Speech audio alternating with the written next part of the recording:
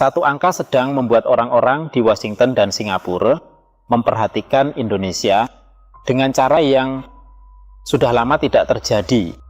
Bukan karena konflik militer, bukan karena krisis keuangan, tapi karena Indonesia tiba-tiba mulai berbicara tentang mengambil kendali yang jauh lebih ketat atas sumber daya yang selama ini ikut membangun sebagian kekayaan terbesar di Asia Tenggara.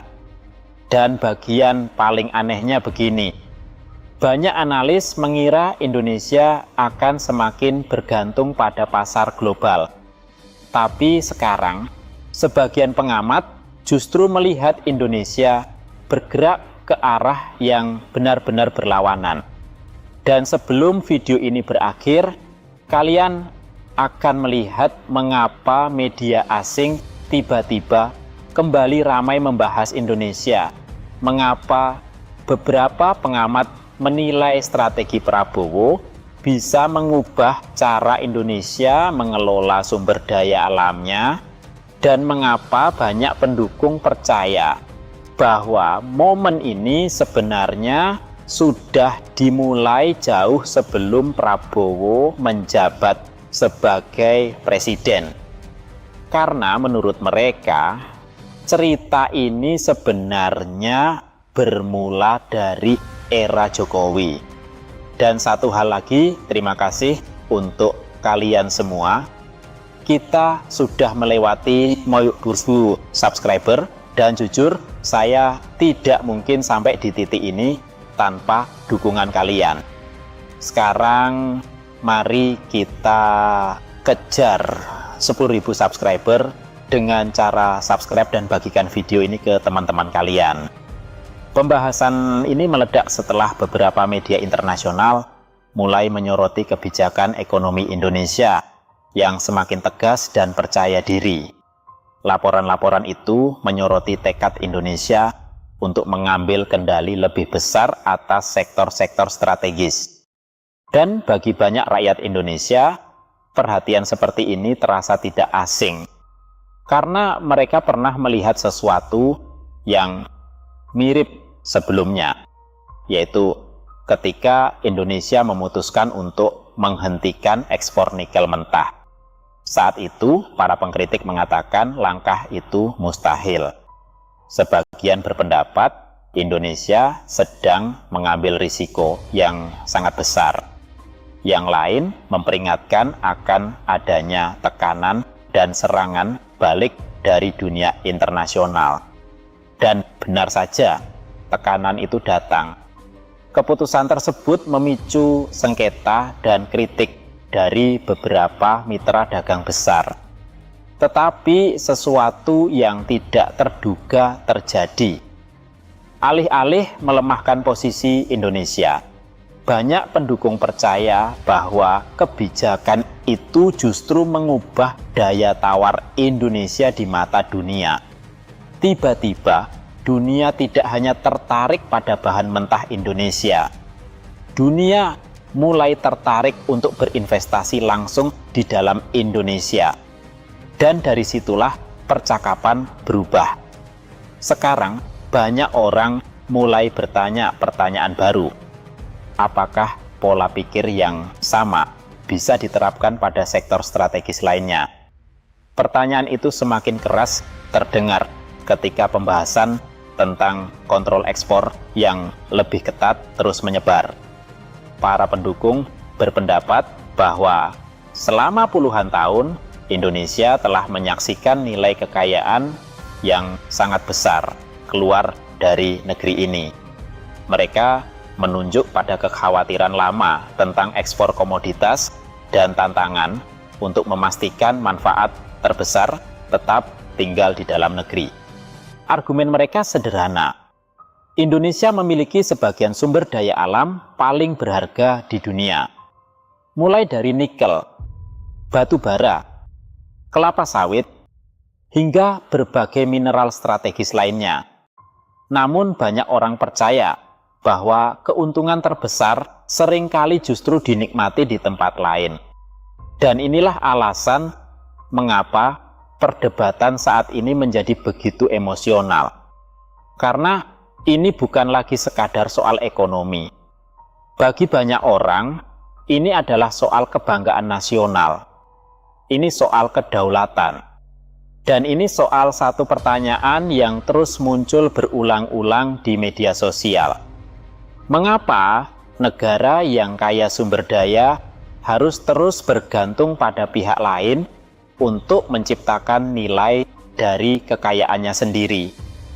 Nah, disinilah ceritanya menjadi jauh lebih menarik. Jika kalian membaca ribuan komentar online, sebuah pola yang jelas mulai terlihat. Banyak pendukung tidak hanya membicarakan Prabowo. Mereka membicarakan Prabowo dan Jokowi secara bersamaan. Lagi dan lagi. Tema yang sama terus muncul. Tema yang sama terus muncul. Orang-orang menggambarkan kebijakan hari ini sebagai kelanjutan, bukan pengganti. Satu komentar mengatakan, Jokowi membuka jalan dan Prabowo melanjutkan pembangunan di atasnya. Komentar lain mengatakan, Jokowi menanam benih, sementara Prabowo memperluas hasil panennya. Setuju atau tidak setuju dengan pandangan itu, polanya sendiri sulit diabaikan. Banyak pendukung melihat adanya hubungan antara dua pemerintahan tersebut. Dan mereka percaya bahwa arah Indonesia hari ini tidak dimulai kemarin. Mereka percaya semua ini sudah dimulai bertahun-tahun lalu. Persepsi inilah yang membuat pembahasan ini menjadi begitu kuat. Karena kebijakan yang terlihat terpisah-pisah berubah menjadi sesuatu yang jauh lebih besar. Sebuah proyek nasional jangka panjang. Dan menurut para pendukung, proyek itu berputar pada satu ide utama. Indonesia harus menjadi lebih kuat dengan mengendalikan lebih banyak masa depan ekonominya sendiri. Tetapi tentu saja, tidak semua orang setuju. Para pengkritik berpendapat bahwa intervensi yang terlalu agresif bisa menciptakan ketidakpastian. Sebagian khawatir terhadap kepercayaan investor. Sebagian lainnya mempertanyakan apakah kontrol yang lebih ketat bisa menimbulkan dampak yang tidak diinginkan.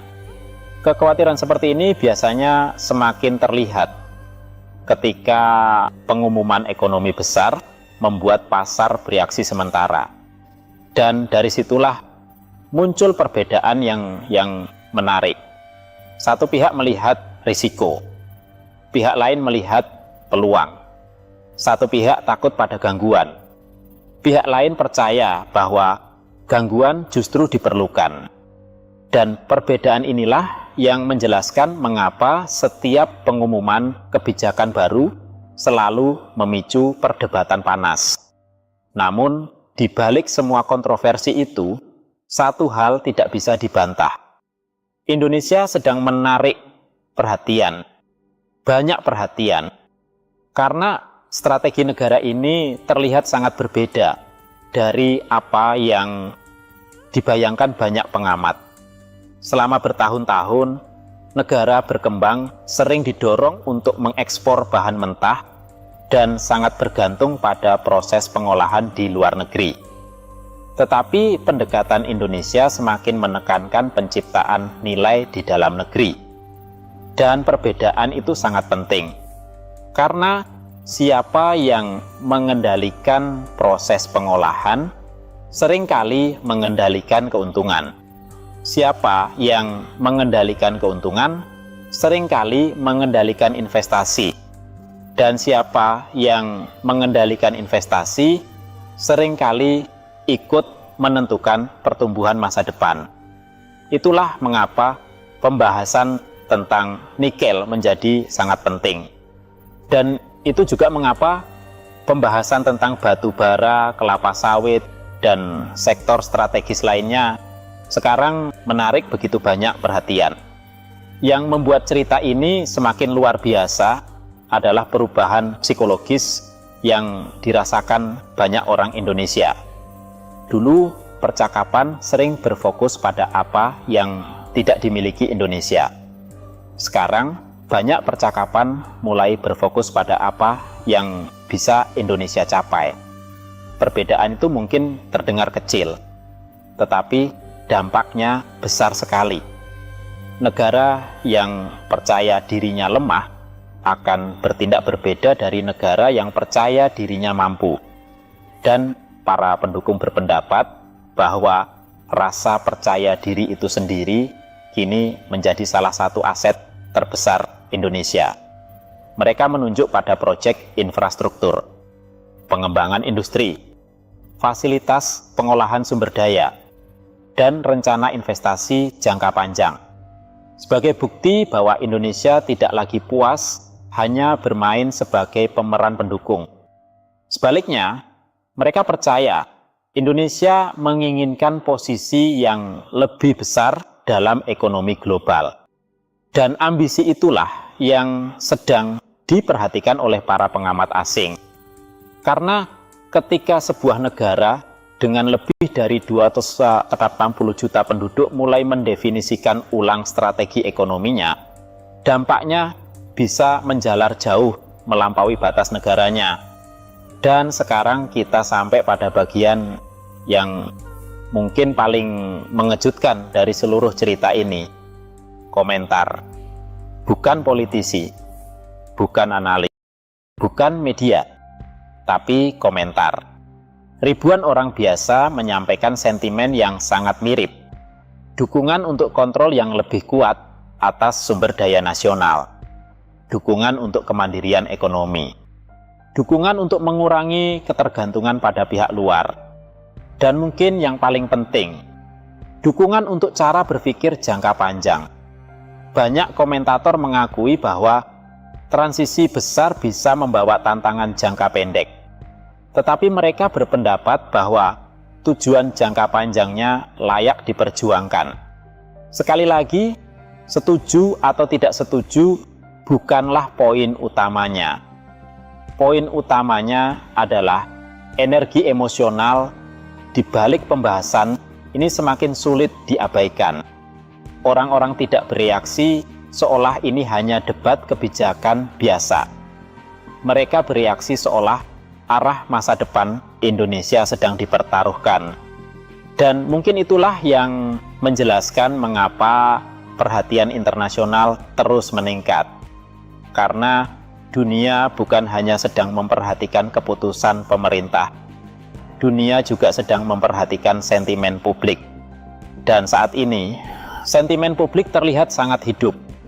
Jadi, pertanyaan sebenarnya bukan lagi apakah Indonesia sedang diperhatikan. Jelas, Indonesia sedang diperhatikan. Pertanyaan sebenarnya adalah apa yang akan terjadi berikutnya.